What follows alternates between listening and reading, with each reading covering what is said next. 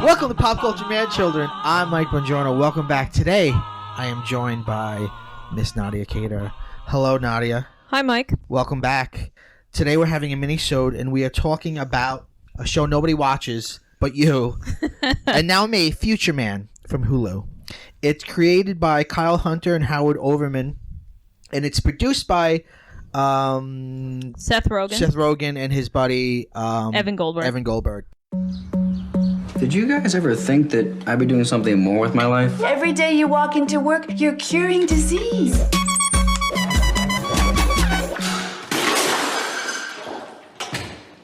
I'm not curing disease. What about your video game? You're the best at it, right? Welcome to the Resistance. Go, go, go, go! Congratulations. You are the savior. Strong legs and I'm gunning. Tell the industry that I'm We've come back from the year 2162. Everything that happens in the Biotic Wars is real. The game is a recruitment and training tool sent back in time to find the one person with the skills to save us. The first and only person to have beaten the game.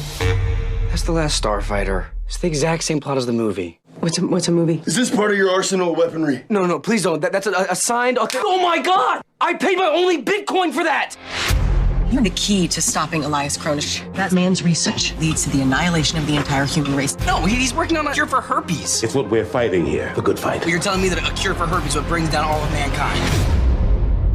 Holy shit. Welcome to the Resistance. Okay.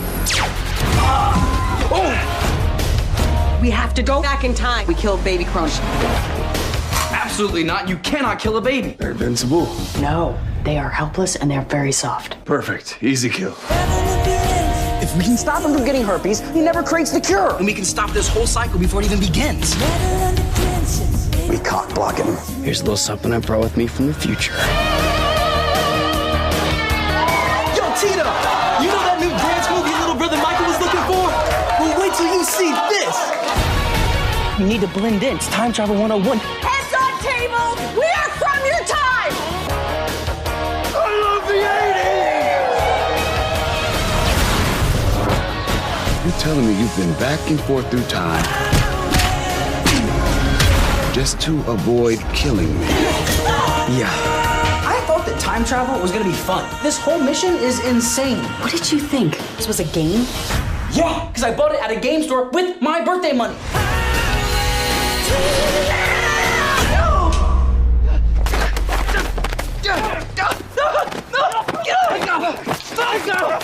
Should I jump in? No, I think he's got this. Yeah!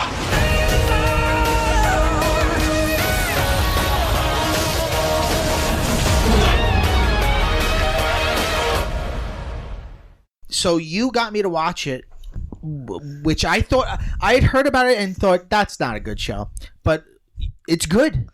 It is surprisingly good. How would you sell it to somebody? So I've been trying to sell this to my other friends. You have been. And it's like no one just wants to take the leap because... It's a terrible name. Future Man, yeah. Right. But I think you have to let people know that the name's terrible on purpose. Yeah, it's intentionally bad. It's a comedy about a sort of like late 20s, 30-ish loser with no direction in life. The only thing he's good at is playing video games. Right. And then he beats the hardest video game that no one has ever beaten before. Yeah. And it turns out that the video game was from the future. Yup. And the future video game was sent back in time as a training program to find the warrior that's going to save the future from a horrible circumstance. Yes. And the lead character is Josh Hutcherson, who's PETA from the Hunger Games, and like a lot of girls he was like a heartthrob, but he's super funny in it. He's really good in comedy. Yeah, he's very he's kind of, I would say, almost in a way like a kind of Jesse Eisenberg-ish. Yeah. Except maybe kind of more gross out comedy. Yeah. And he's a little bit like Fry from Futurama. There you go. Yeah, that's great. He's kind of like Fry from Futurama. Yeah. Except maybe not as stupid, but still kind of dumb. Yeah. And the two people that come from the future are Tiger and Wolf. Tiger is played by Eliza Coupe, and Wolf is Derek Wilson, and they're both great.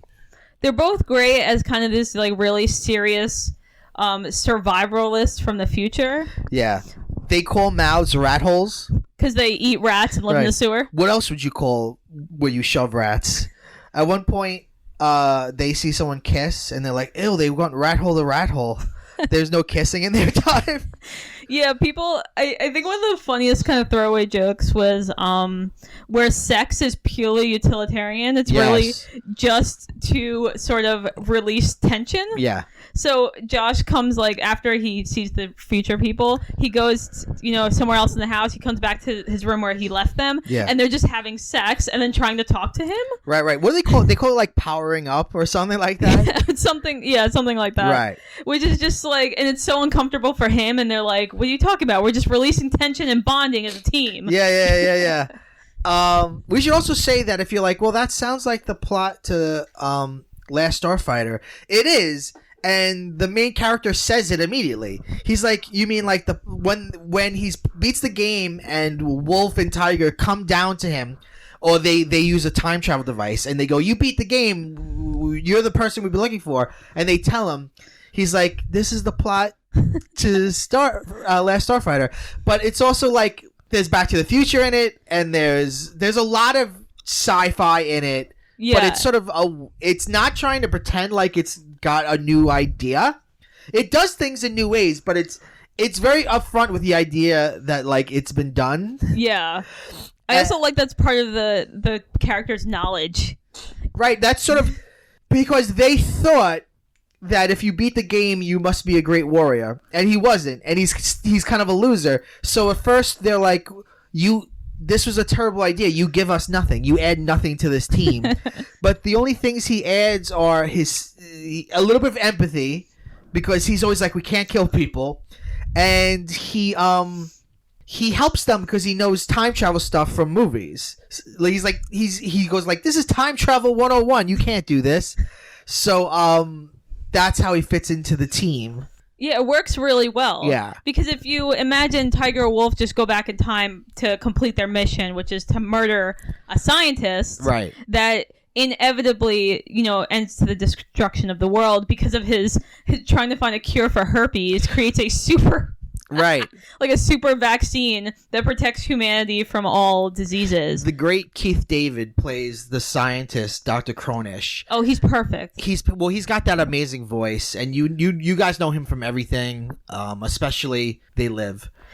And we see him, and he's got a big cold sore, and his whole thing is he's trying to cure herpes, but he cures everything, and in the future it leads to bionics, and bionics are the sort of like the perfect people that are like genetically designed, and then everybody else goes underground as a resistance, and that's the future, this war between the bionics and the real people, and they're trying to stop that from happening. But Cronish is such a nice guy that Josh Hutcherson's character is like, no, he's such a nice guy, we can't just kill him. So he's trying to come up with any way to like stop the future from happening without murdering this nice guy. Yeah, it works really well, I gotta say. Like, I think it's what I love about it is that it is like kind of gross out comedy when it's definitely juvenile. Yeah. In its comedy. Juvenile is comedy, but it's a great like time travel story. Yeah. Because what you expect, like there are moments where this show references other time travel media, but the show surprises you. Yes. A lot. There are a lot of things that I guessed about the plot that I was wrong about. Oh yeah, it really is difficult. Like The Good Place. You don't know where it's going. And I don't want to say anything about season 2, but season 2 is entirely different from season 1. And season 2, there's no traveling. They stay where they are, and the 3 split up, but there's just this intricate story with all of them, and then the end of that into the next season, which we don't know if that's going to happen yet, is a whole nother situation. So it's just this ever-changing story. And like The Good Place, every episode is called chapter whatever, chapter 1, chapter 2. Yeah. At least once an episode, you laugh out loud. Remember, one of the funniest, most offensive, stupid things is they are trying to get into Cornish's party, and he's in a black fraternity, and they're all white. So, but the people from the future don't understand race, so they're like, let us make our faces black, so we will think they're them. And then he like picks up some dirt, and Josh is like, no, you cannot do that. Like shit like that is really funny. Yeah, it's it's like kind of a new spin on the fish out of water story. Yeah, because it could very easily get into these like tropes, but they just generally don't understand what's going on, or conventions, which are hard to explain because they're social norms. Right, exactly. And I kind of appreciate. By the way, I keep saying Josh. Josh Hutcherson's character is named Josh. So the character's got the same name as the person who plays him. Yes, he plays Josh Futterman. Right. We didn't say that. His name is Futterman, which is they read as Future Man, which is pretty fun. That's a pretty fun bit. You know who else is really good in it? She was also on that great show, Man Seeks Woman. Oh, what's her name? Oh, I forgot. Britt Lauer. Britt Lauer plays Jerry, who Josh has a crush on at work. She works at the Cornish Labs. Yeah. But who else works at the Cornish Labs? Oh my god. He's great. He's great. Oh my god. Haley Joel Osment. Where has he been? Alright, so he was an adorable little child, and now as an adult, he's very overweight, and he's got a big beard, and he's kind of like a Jack Black type. He just looks like a bear. Right, he's a big bear, but he's still got the sweet eyes. He got these like sweet little blue eyes. Yeah. And like a nice smile, a cute little smile. And he's great, and depending on, it gets wacky, so there's so many timelines. Sometimes his character is very nice, and sometimes his character is a piece of shit. And depending on, he plays them both so well. There's also a timeline where he's terrified of Josh. Yeah. So he's he's a very different character in each timeline, which is fascinating. Yeah. I never thought I'd give him credit, like Haley Joel Osment. Yeah, but he's awesome in it. And he actually plays a bigger role in Season 2, and he's very good in Season 2. Yeah, it's we amazing. talked about this. We can't get into this too much, but I preferred Season 1, because Season 1 is this sort of adventure. The three of them are together. They're jumping around in time. Almost every episode's a different time period. Where Season 2, they're sort of marooned in one sci-fi setting. And they also spend a lot of time, the three of them, separated.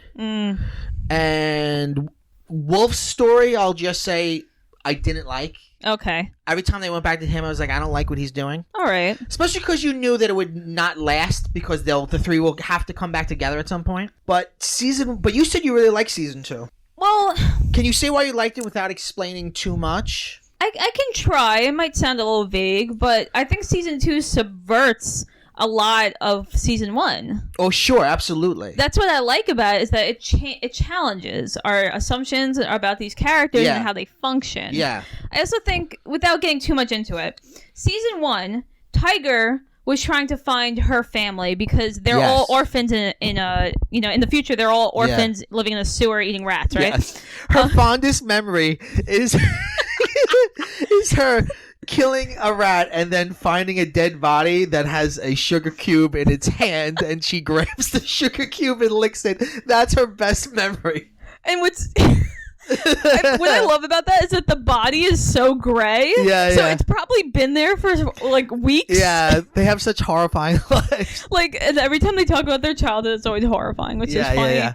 But so in Season 1, Tiger realizes that she's missing a family component that she didn't realize that she missed because she didn't know what that was. Right. She didn't know what parents were. When they meet Josh's parents, like, who are you talking about? Right. They don't know. They don't get it. It's completely different. Right. Yeah. Whereas Wolf realizes he has a potential, right? He becomes a chef or something in Season 1. So he's the famous kind of... Yeah, He realizes he's talent. Tiger doesn't take to the past, but Wolf does. Wolf is originally this great warrior, but then like he likes recreational drugs, and he likes cooking, and he at one point they go to the 80s, and he loves the 80s and he fits in so well in the 80s, and he it's I have to say I was really impressed by the character development. Yes. Every character changes, and that's good, because if they stayed exactly the same, it would feel like nothing's happening. Yeah. Or you're not going anywhere. Each character is evolving in all these different interesting ways. And now you're at a point where the three of them are intertwined and sort of are a unit together. Yeah. Yeah, so it's like, so I like the subversion. Generally speaking, Wolf finds like a purpose or a calling, right? Yeah. In season 1. Whereas Tiger is trying to find family. She kind of pretty much finds that in her own way. Yeah. Season 2, she's trying to find purpose again. Like this time, not again. This time she's trying to find purpose, where Wolf finds family. Yeah. So I kind of like that. And then Josh, who he kind of has this, even though Tiger and Wolf kind of treat him like garbage. Yeah. He has this sort of self-importance about him, because he's like, I'm the future, I'm the person that's going to help them save the future. Right. But in the second season, it's like that gets taken away. Right. So he loses that, and he just doesn't. He's just trying to survive. He's always trying, I think, to figure out what his place is in the trio and what he can bring to the table. And he does bring something, but that changes. Their dynamics change time and again. Yeah, they take risks with the story. Yes, they do. And with the character development, and that's why I really appreciate it. Yeah. Because it is a sitcom. Yeah, I mean... Basically, it's a sitcom. I think we're now in this new age where sitcoms don't automatically reset after 27 minutes. No. You can't change. watch this show out of order at all. You have to watch this entirely in order. Yeah. Or you'd be like, I have no idea what the fuck's going on. And you have to remember shit. They kind of help you out by doing the previously on, and the previously on will show you important things that will be important in the plot. Yeah. So like, if you're watching an episode in season 2, and they're like previously on, and they show a clip from season 1 randomly, you're like, okay, what that thing is going to come back in this episode. So you kind of, I think it's a show that rewards binging. Yeah. Maybe take a little break between season 1 and season 2. I think maybe my dislike for season 2 might come a little bit from, I mean, I like season 2, but I didn't love it. And I think maybe I should have taken a break, because season 2 is such a change. Yeah. And season 1 could have been the end. Season 1, I think, has a very strong end. Yeah. But now it's just sort of going and going. By the way, I love Ed Begley as Josh's dad. Who's he's like the super nice suburban, like, loving dad. Like, Josh does something wrong, and the dad's like, and I immediately forgive you. Or Josh says something like, oh, I just want to move out of here. I shouldn't live here. And Ed Begley Jr. goes, ooh, that emotionally winded me. Yeah, and great performances. Really great performances. I also like that the jokes about Josh's parents aren't that they want to kick him out, or they don't like him, or they hate each other. They love each other very much, and they love their son. This is a Futterman house. Support him. This is a Futterman house. Yeah. I was born in this house. Your mother gave birth to this house. I was conceived in the bedroom that I sleep in right now. He says something like that. And I hope that you will conceive your own children in this house. Yeah, and his mother is played by Colleen Headley, who actually passed away. Yeah. So I don't know if they go back to that time period, what they're gonna do with the character. That's true, and the first season's dedicated to her. Yeah, she was also really great. What else is she in? She's so familiar. I know she's in a bunch of different things, but I can't. Yeah, honestly, God, Dirty Rotten Scoundrels. Oh yes, Dirty Rotten Scoundrels. She was in that Dick Tracy movie that no one saw. So yeah, she's always like in a bunch of things that she's memorable in that. Oh, I remember her face. Yeah. But not like she's a big star. I don't think she's ever been a big star. She's great as the mother. It really works like fantastically well. I think my favorite character is probably Tiger. Yeah. And her performance is great. She does multiple performances, which a lot of them do. And she's good in all the things that she does. Yeah, she's really good. Though I do have like a comment about, I don't know if it's the production or even my television, but Tiger looks very orange. Oh yeah, no, she does look orange. Yeah, which is like, is that the lighting of the show? I don't know. But she does have an orange, and she has purple hair. Yeah, and that's on purpose. So I'm wondering if they're lighting for her hair, and it's just making her face seem very orange. I don't know. It looks like a spray tan. I don't know why, but you know. I mean, not to say that this is might be related at all, but I watched a clip of the Orville and what's his face? Seth MacFarlane also looked really orange on that show. So that's what made me think that maybe they're both being lighted terribly. Or maybe she just has a spray tan and maybe he has a spray tan. That's also could be that could also very much be what it is. Let's see. So I've never watched Oracle, have you? Orville. I watched the pilot and I hated it. So, really? Yeah. Okay. So I would just never gone into it. Fair enough.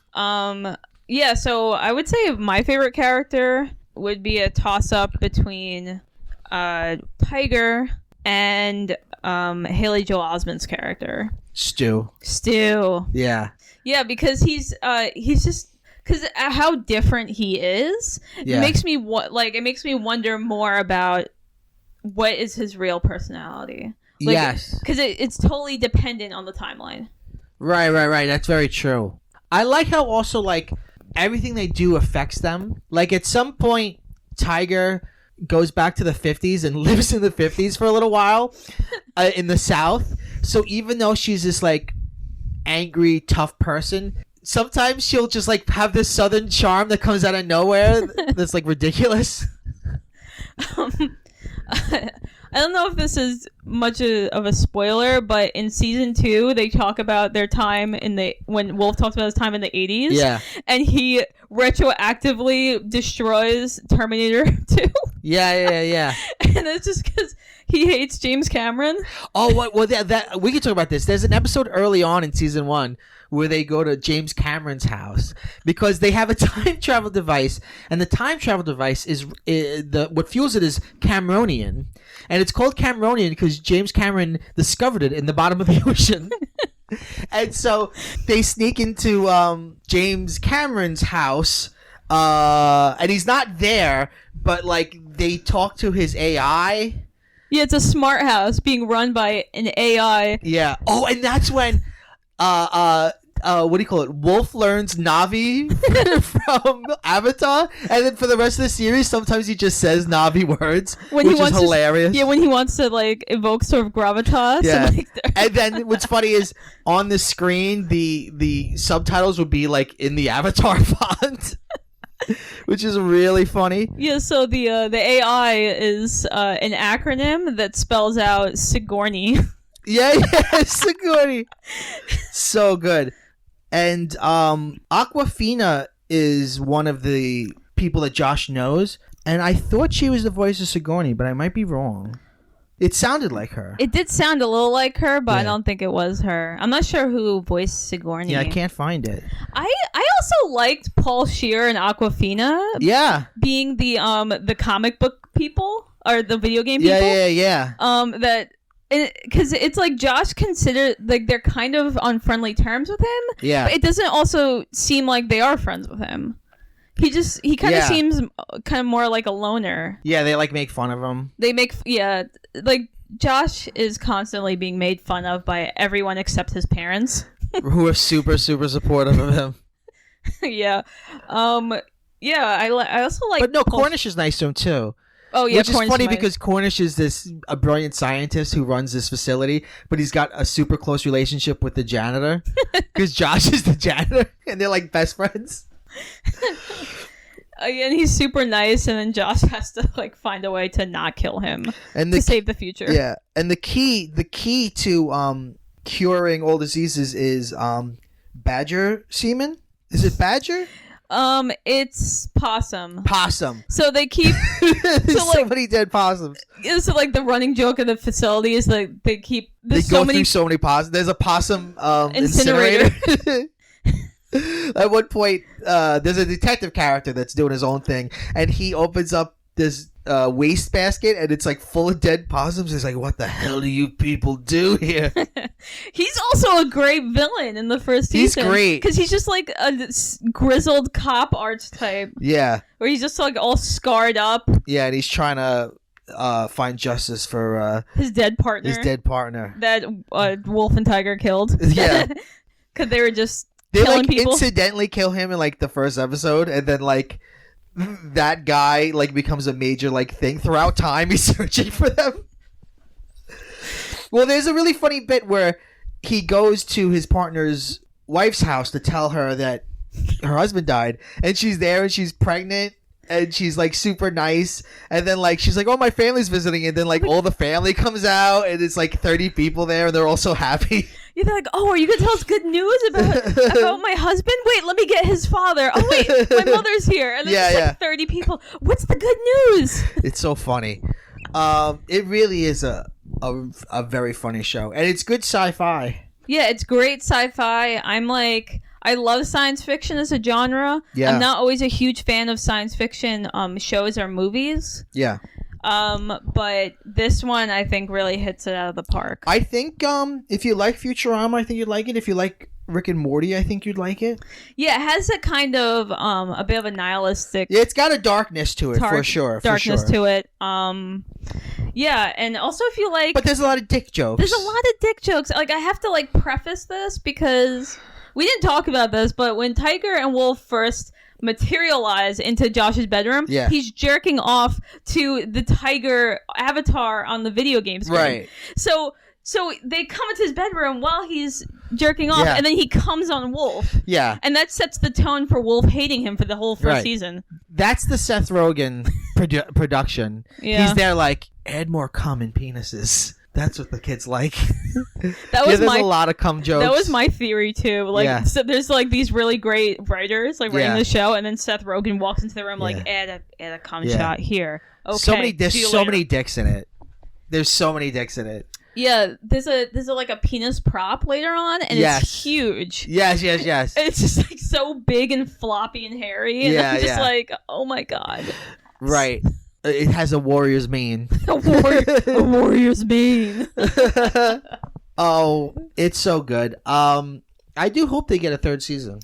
Well, yeah, because it sets itself up for that. Yeah, it's if it doesn't, then we're gonna have to go out on a big cliffhanger. Yeah. So the way you put it earlier was that season 1 could have just ended, and that would have been like a great season. But season 2 is so contingent on one and a hypothetical third one. Yes. So like, if it doesn't get renewed for a third season, you're this will be like the crappy part, the crappy arc.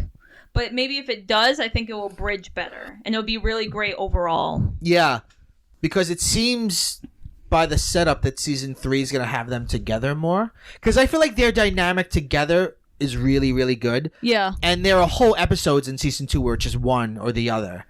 Because they go in 3 completely different ways. Can we talk about just a little bit of season 2, but not really revealing any plot points? Sure.